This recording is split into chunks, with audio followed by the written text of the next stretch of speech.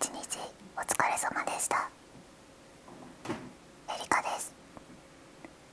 まだチャンネル登録してない方はぜひ登録よろしくお願いします。はい、ということで今日は絵本の朗読をしていきたいと思います。今日も前回朗読したこちらの本の中から今日は別のお話、クシャラ姫というお話を読んでいきたいと思います。それではお聞きください。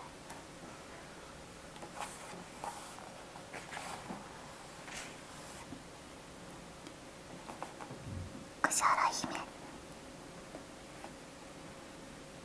花が3ミリ高ければそれがこの世の幸せで、それがこの世の生きがいか。泣いちゃいけないチンクシャラ。あなたの心の奥底にもっと大事なものがある。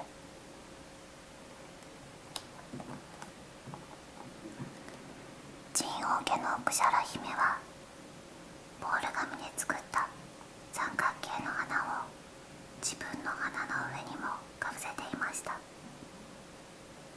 なぜそんな変なことをするかというと、ある日家来たちがこんなひそひそ話をしていたからです。クシャラ姫の花は低いなあ。ですからそれ以来花を隠して誰にも見せないことにしたのです。花恥ずかしい年頃でしたからね。しかし三角形の花のマスクをしたクシャラ姫を見た人はみんなクスクス笑いました。そこでクシャラ姫はだんだん人の前に出るのが嫌いになったのです。いつも一人で森へ行って森の小鳥や鹿やウサギたちと遊びました。森の動物たちはクシャラ姫の花が低いなんて言いませんでしたし、ボール紙の花を見てクスクス笑いなんかしませんでした。ところがある日、暗い森の木の陰から恐ろしい顔がニュッと覗きました。黒い恐ろしい竜でした。クシャラ姫は気絶しそうになりましたが、奇妙なことに気がつきました。緑色の竜の目はひどく悲しそうなのです。なぜそんなに悲しそうな目をしているの？クシャラ姫の言葉を聞くと竜はブルブル震え出して黒い顔を赤くしました。僕はこんなにひどい形なのにあなたは怖くないんですか？怖くないわ。だってあなたはこらえきれないほど悲しそうですもの。クシャラ姫はハンカチを出して竜の目にあふれた涙を拭いて、それからチンと鼻をかんでやりました。途端に竜の顔は消えて一人の美しい王子になりました。ありがとう。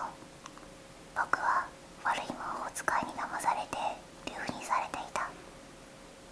僕の涙を拭いてくれる人が現れるまで僕は助からないことになっていた。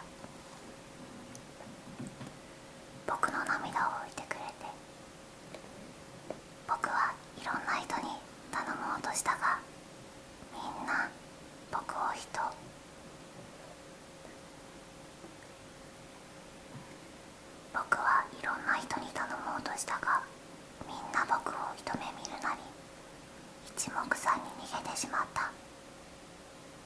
誰一人僕の悲しみには気がつかなかった。そう言って王子はクシャラ姫の手を取ってひざまずいてお礼を言いました。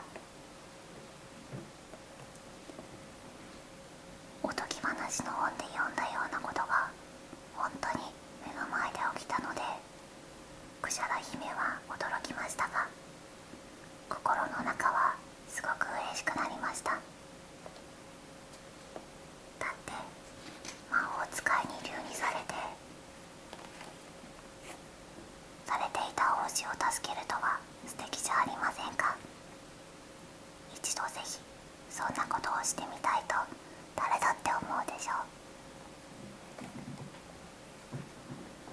そのことがあってからクシャラ姫はボール紙の花を捨てました。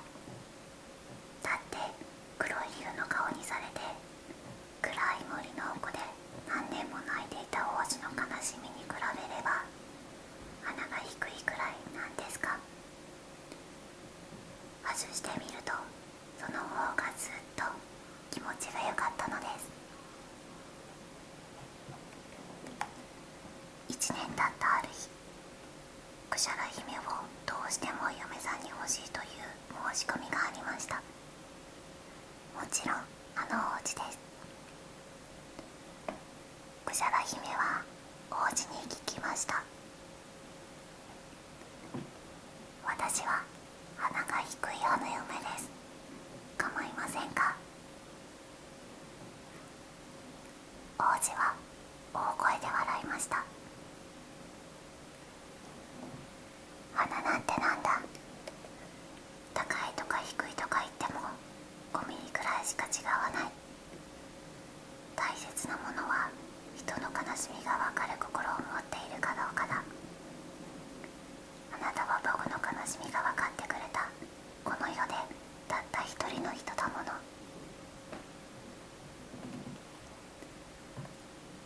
王子とクシャラ姫は結婚しました。花嫁姿のクシャラ姫は輝くほど美しく見えました。鼻が低いなんて誰も思いませんでしたよ。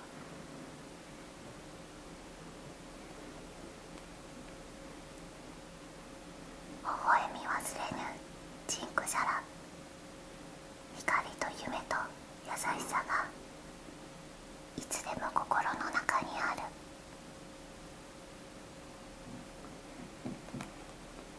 おしまい。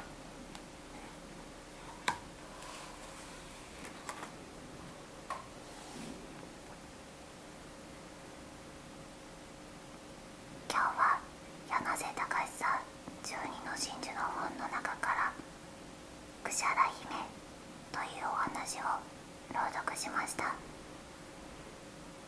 鼻が低いことを気にしていたお姫様が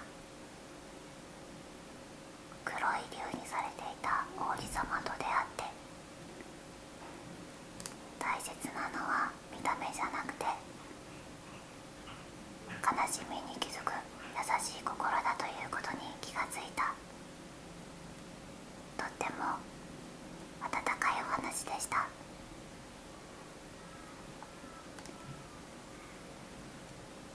本日も最後までご視聴いただきありがとうございました。この動画が面白かったよという方はぜひチャンネル登録よろしくお願いします。